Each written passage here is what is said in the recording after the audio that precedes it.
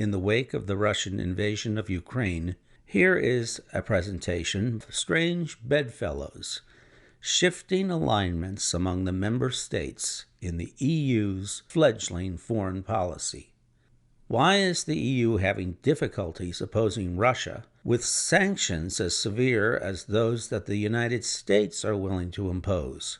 Why does the EU have such difficulty speaking with one voice on foreign policy?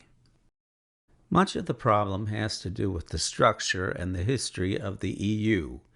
Here are some obstacles to a united foreign policy at any juncture or any time. The UN Security Council that was created in 1945 is based on a pre-EU power structure in the world, basically the great power legacy in which you had a few states such as France and Great Britain that dominated the policies of Europe, especially in the wake of World War II. And, of course, Britain and France have veto power in the Security Council. They don't want to give up this power.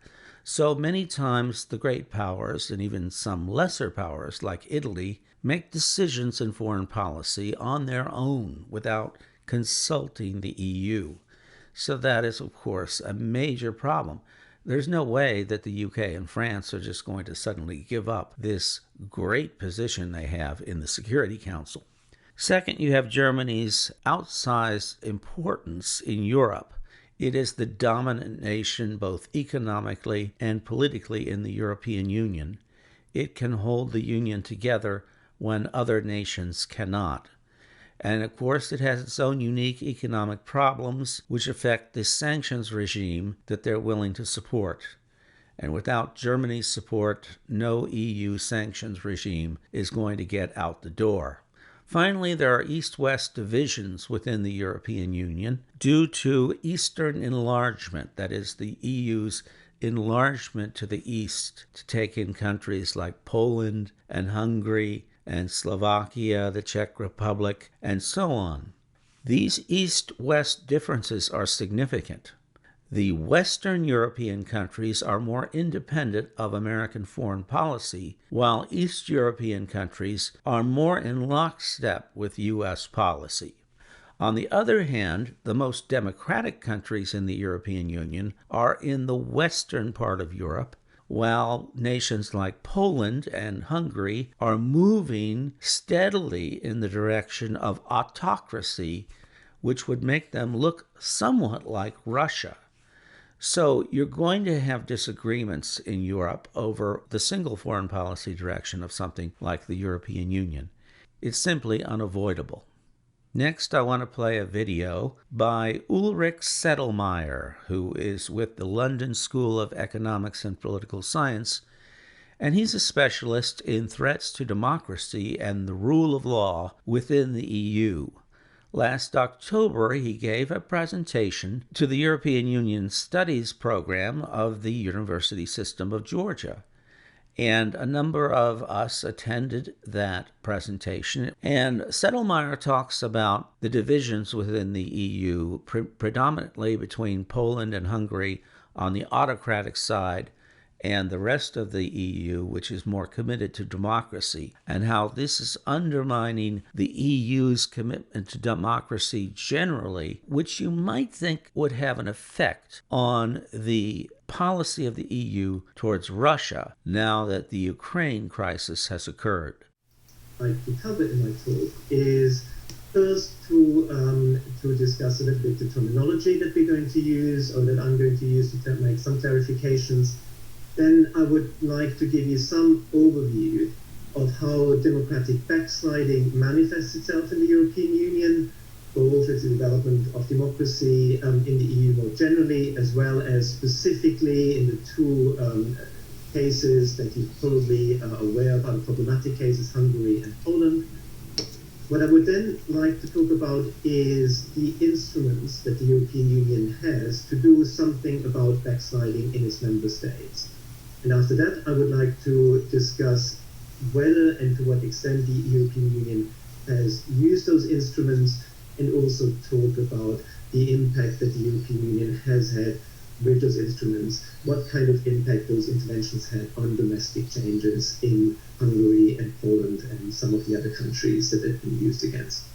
And at the very end, I would like to flag some broader implications of those crises, the rule of law crises and democratic backsliding for the European Union more generally, and that's probably also where you want to come in and raise questions or ask questions about some of the issues that you're more specifically interested in. Okay, so first to clarify some of the terminology, the title is Threats to Democracy and the Rule of Law. Others the one back, yes. So I'm going to use those two terms more or less interchangeably. Democratic backsliding often is connected specifically in the context of the European Union with developments or negative developments of democracy in the European Union's new member states after Eastern enlargement.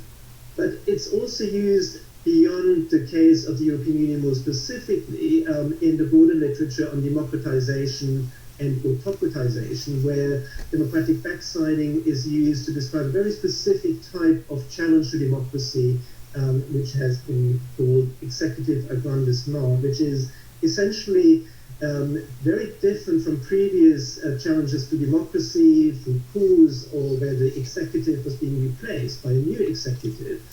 So this kind of backsliding is more about the incumbent elected executive using measures to gradually dismantle constraints on itself, so to eliminate checks and balances. And arguably that's precisely what characterizes democratic backsliding in countries like Hungary and Poland. So that's often referred to as the rule of law crisis in the European Union. We can use this interchangeably when we take rule of law as a thicker meaning that is not just a procedural, thinner meaning that actors abide by the law, because arguably, at least in the Hungarian case, the Hungarian government is not breaking the law because it can change the law, it can change its constitution. So it's not breaching the rule of law in a thinner description, but it's problematic for a thicker conception of the rule of law, which is about pluralism and liberal democracy. So in what follows, I'm going to use democracy, the rule of law, more or less. Okay, so if we want to see a little bit more about what those challenges to democracy are, so on the next slide, you will see developments with regard to democracy in the European Union since 2004, the date of the Eastern enlargement, and here you see separate lines for the West European countries and East European countries. That's using the varieties of democracy, liberal democracy scale, which goes from 0 to 1. And what you see, there's very little change over time with the West European countries, all of them staying above 0.8. But there is significant deterioration in the eastern part. And you see a first dip with the accession of Romania and Bulgaria, which affects negatively the average. And then you see a gradual decline, which is arguably all to do from 2010, with Fidesz obtaining power again in Hungary, and then a further steeper decline after 2015, which is also the date when the PIS government came to power in Poland. So we do see those very different developments, and that Eastern Europe generally seems to be doing much worse than Western Europe. But on the next slide, you can see that there's quite significant, sorry, it's the one before that, significant variation within Eastern Europe. So you see, if you see the development from 2004 to 2010, Hungary, the case that has dropped arguably below the level of what Freedom House calls free, so it's only partly free. Poland's declined significantly since 2010. Then you have Bulgaria and Romania, both countries joining in 2007, starting at a much lower level. Romania actually picking up, but then declining from about 2016. Then Malta not doing particularly well. Croatia, a country that joined in 2013, initially keeping the level, but then declining also. And Slovenia, another country that has done quite well initially, but has declined quite significantly over recent years. The other country that is sort of been hovering towards the bottom of the EU average, the Czech Republic, and there are hopes that that is going to reverse after the very recent electoral defeat of the government by Babis. I have a question. This is Rick Ryman. You have talked about public opinion, if I could use that phrase, at the level of the political parties domestically. And I'm interested in public opinion in a purer sense, as in 400 million people with public opinion. Is it possible for European public opinion to play a role in pressuring Poland and Hungary, or is the widespread ignorance about the workings of the European Union among the public impeding a role for public opinion in applying pressure that otherwise might be effective? Thanks, Rick. Great question. I have to pause and think about.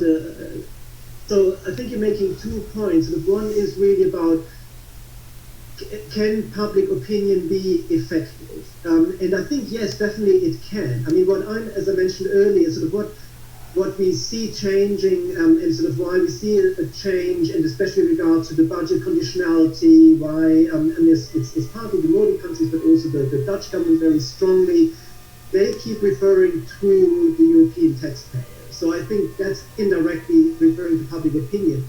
Now, I would say public opinion certainly can matter, not that Orban would care about it, but as long as their own governments care about it, certainly it can matter. Now, what I'm not sure about, and I haven't seen any research in that, and I would like to see a little bit more about how salient is it in Germany, in France, in the Netherlands, what Orban does in Hungary, or what the PIS does in Poland. Do the voters, is it salient? Are they aware of it, and do they care about it? I would think probably not. I would think it has a low salience because they don't necessarily care about, especially sort of very complicated issues about, is the Constitutional Court independent? Is the appointment of those judges illegal or not? It might be easier when it comes to corruption. And I think that's, sort of, do we need to know the workings of the European Union? I don't think that's an obstacle. I think, it makes it in some ways easier if the government says, look, there's a corrupt government in Hungary that uses your money wrongly. It makes it easier to mobilize. And I might be completely wrong, but it's almost sort of, I get the sense that what is happening in the Netherlands, it's almost sort of mobilizing public opinion and sort of by public approval, by mobilizing public opinion and then standing up to Hungary with reference to how the money is being used. There is no straight line between threats to democracy and the question of whether the EU can be united on sanctions. It's just more complicated than that, as we will see. Now, the final question we want to look at in this presentation is the question of whether democratic backsliding in the EU has weakened the EU in the face of autocracy in general and Russia in particular. And again, we're talking about Poland and Hungary. What about their move towards autocracy? Is that going to hurt the EU's ability to form a common front against Russia in the Ukraine crisis? Well, the short answer is no. Poland and Hungary will never forget their history and will never stop helping the EU and NATO resist Russian expansion. They will be among the most robust defenders of NATO because they have suffered the most under Russian occupation during the Cold War. But because they are moving in an autocratic direction themselves, which is not going to affect their hatred of Russia, they can weaken Europe's commitment to democracy from within. And as Sedlmeier was talking about, they have been affecting that kind of change. But that's not going to have much of an influence on the ability of NATO to stand up to Russia in the current crisis over Ukraine. So you may want to read this take by the Starr Foundation on International Relations, which talks about the difficulty that the press and journalists are having in Poland and Hungary. Finally, here are some reasons why the United States and Europe are on opposite sides of the most severe sanctions regime that could be leveraged against Russia. And this sanctions regime, of course, is the SWIFT financial structure in which Russian commodities are converted into a currency where they can be bought and sold more quickly under what's called SWIFT. Without SWIFT, it would take far longer for Russia to be able to sell its wares to other countries. And time, of course, is money. And so if they can't sell their products in an expeditious way, they might as well not even try to do so. So the SWIFT regime is a very, very serious set of sanctions, and the United States is supportive of cutting Russia off from SWIFT. But it turns out that Italy and Germany are opposed to this, and even Germany by itself would be enough to cause the EU to oppose the cutoff of Russia from SWIFT. But it's not just Germany. Germany gets so much of its energy supply from Russia, either directly or indirectly, that their energy costs would soar if there were a SWIFT cutoff of Russia. It's already the case that some German house owners are paying up to $800 a month to heat their homes. It's already happening. But with the SWIFT cutoff, that would go up over $1,000. And so you can see why the Germans are going to be hit harder by these sanctions than the Americans will be, even if the Americans have to pay $5 a gallon for gas. So the long and the short of it is that the imposition of SWIFT sanctions on Russia would cause incredible pain and suffering, not only on Russia, but on many Western European countries. It would also cause higher gas prices in the United States, but nothing like the suffering that Europe would be forced to endure. And of course, the Europeans are of the opinion that a SWIFT cutoff could be held in abeyance and could be imposed later. I'm not sure what Russia could do that is worse than what they've already done on the question of Ukraine, and that's the counter-argument for not waiting to impose the SWIFT regime. But the reality is that Europe has never had a united foreign policy, as we have seen, and it's not likely to get one anytime soon. So this is a cross that the United States is going to have to bear, and they're going to have to bring Europe along slowly and steadily. And in the meantime, sanctions are going to be somewhat watered down and not as severe as they otherwise could be. But in terms of support for NATO, Europe's support is rock solid and likely to remain so. The main danger, therefore, in the Ukraine crisis is not a danger to European unity, but the threat of some sort of accident, which might lead to a spreading of the military conflict into the NATO countries and an expanding back and forth between the United States and Russia, which could lead to the danger of a nuclear exchange. You're not going to be able to look to the history of the EU for historical analogies in this situation of the Russian invasion of Ukraine. You're going to have to look to 1962 and the Cuban Missile Crisis. And in any case, that is not a subject particularly germane to the history of the European Union. We're really in new territory here with the Russian invasion of Ukraine. Shortly after the fall of the Berlin Wall in 1989, a famous political scientist wrote a book called The End of History. With the Russian invasion of Ukraine, we now have the return of history.